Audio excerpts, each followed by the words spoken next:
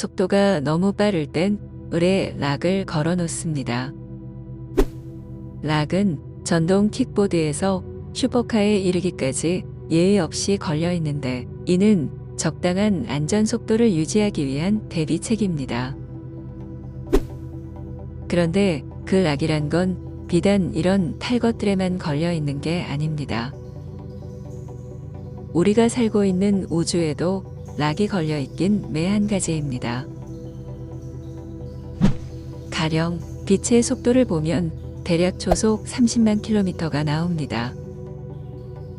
이에 대해 과학자들은 물질이 낼 수 있는 가장 빠른 속도여서 이것을 넘어설 수 없다고 합니다. 30만 킬로미터 이상의 속도를 낼 수 없도록 락이 걸려 있는 것이지요.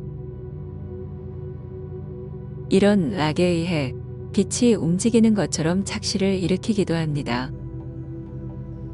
사실 빛은 움직임이 없는데 락에 의해 설정된 대차 항수 때문에 초속 30만 킬로미터로 질주하는 것처럼 보입니다.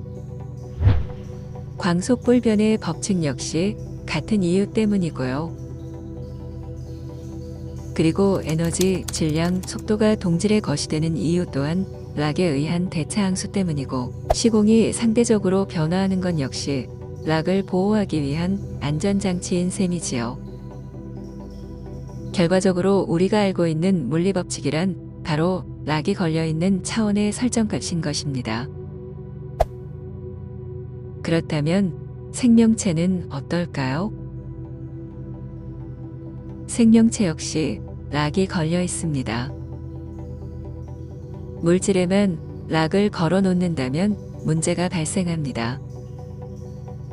생명체는 정신을 지녔기에 진화의 일정 단계에 이르면 차원의 탈출이 가능해지기 때문입니다. 그래서 현재의 차원에서 영원히 탈출하지 못하도록 정신에도 락이 걸려 있습니다. 이 얘기는 깨달을 수 없는 구조로 생명체의 의식이 구성되어 있다는 뜻입니다. 락을 풀 수 있는 열쇠는 딱 한 가지입니다. 우주의 모든 차원들이 만들어지기 전의 상태로 되돌리는 것입니다. 컴퓨터가 악성 코드에 의해 망가졌을 때 포맷하는 것이 그 해결책이듯 말입니다. 그렇듯 모든 차원을 최초의 상태로 복구하는 방법이 필요한데 그 열쇠가 바로 제1원인입니다. 제1원인만이 락을 풀어 탈출할 수 있는 유일한 길인 것이지요. 그렇다면 차원의 락이 어떻게 깨달음을 방해한다는 걸까요? 차원이란 주어진 시공과 물리법칙을 빠져나올 수 없게 설계된 세계를 말합니다. 따라서 차원의 락은 그것을 풀 열쇠인 제1원인을 감추는 방향으로 모든 프로그램이 작동합니다. 그래서 사실상 제1원인만큼 중요한 것이 없음에도 불구하고 철저히 망각하게끔 설정되어 있는 것입니다. 사람들이 제1원인을 떠올리면 금세 잊히거나 짜증이 밀려오게끔 안전장치를 걸어 놓은 것이지요. 한마디로 제1원인에 반발하는 쪽으로 생각이 올라오게끔 되어 있습니다. 그래서 세상에는 제대로 된 수행자도 없고 깨달은 사람은 더더욱 없게 된 것입니다. 그런데 어디에나 돌연변이는 있는 법입니다. 차원의 설정값에도 아랑곳하지 않고 제1원인을 궁구해서 그 답을 찾아내는 사람이 나올 수 있겠지요. 바로 시다르타처럼 말입니다. 그러니 차원의 설정값은 세존과 같은 돌연변이가 나오지 못하도록 또 다른 안전장치를 추가하게 됩니다. 그것은 제1원인을 궁구하는 사람들이 샛길로 빠지도록 가짜 제1원인을 만들어 놓는 것입니다. 독재국가의 지도자들이 암살을 피하고자 대역을 세우는 것과 같은 이치이지요.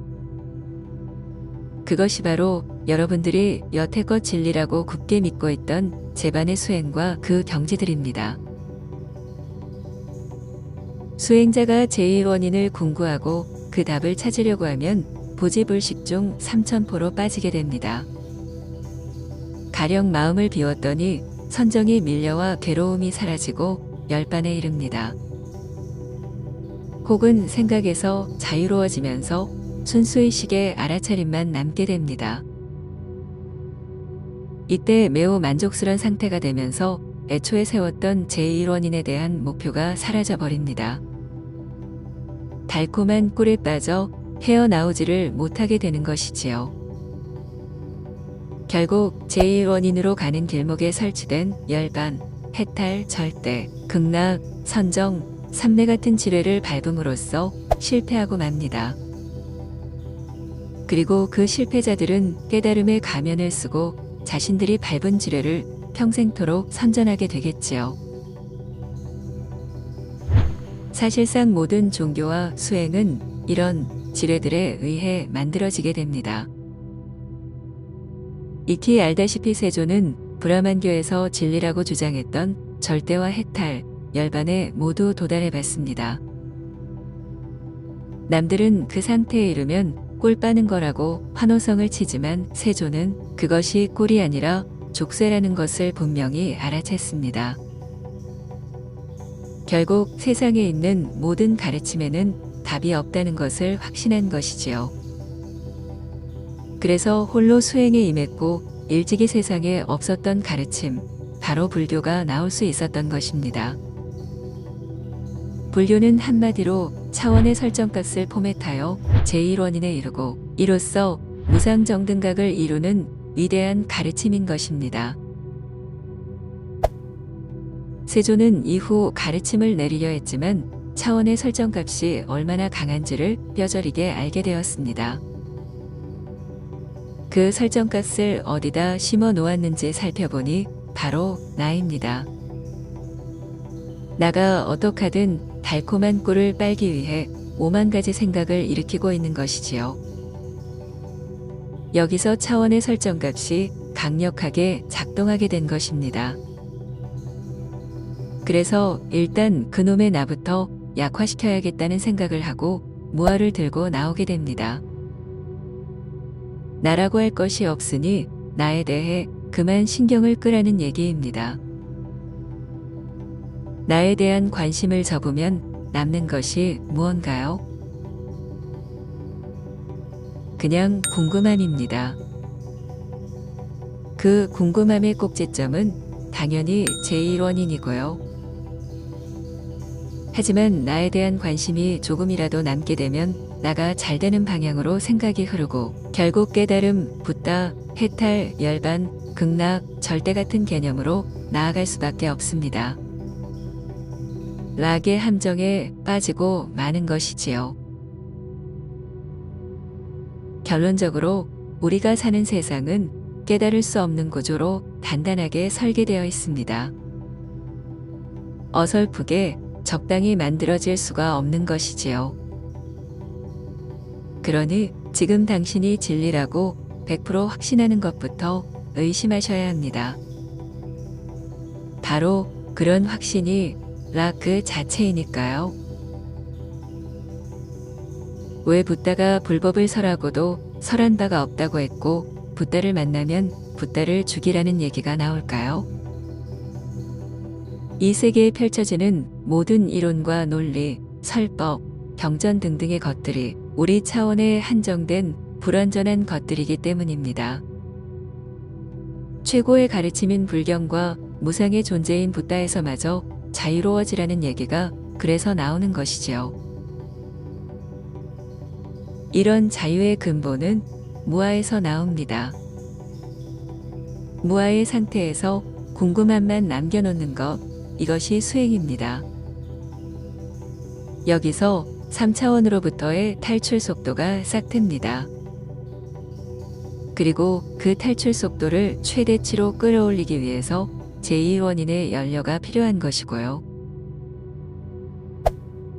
당신이 락에 걸려있는 한 단 한 발짝도 깨달음으로 나아갈 수 없습니다. 락에 걸린 상태에서 행하는 모든 수행은 꿈에서 또 다른 꿈으로 이동하는 것에 불과하니까요. 그래서 모름지기 수행이란 락을 풀면서 시작해야 합니다. 락이 작동되지 않도록 하는 묘법이 무아와 중도 그리고 공 같은 것들이지요. 이것들의 도움을 얻어 탈출 방향을 잡고 제1원인의 화두를 풀어 탈출 속도를 최대치로 끌어올리면 됩니다.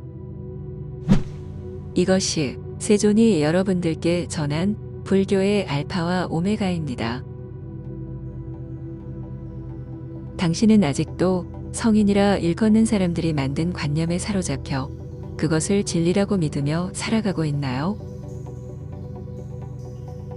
당신이 도대체 뭐가 부족해서 성인들의 말을 의심 없이 믿고 따르는 건가요?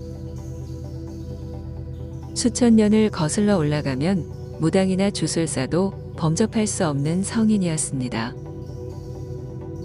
문명이 개화되면서 그런 샤먼들의 실상이 드러났듯이 오늘날 수행자들이 선지식이라고 굳게 믿던 사람들의 가면 역시 머지않아 벗겨질 것입니다. 당신은 아직도 제1원인 소리만 나오면 머리가 지끈거리고 아프신가요? 행여 화까지 치밀지는 않으신가요?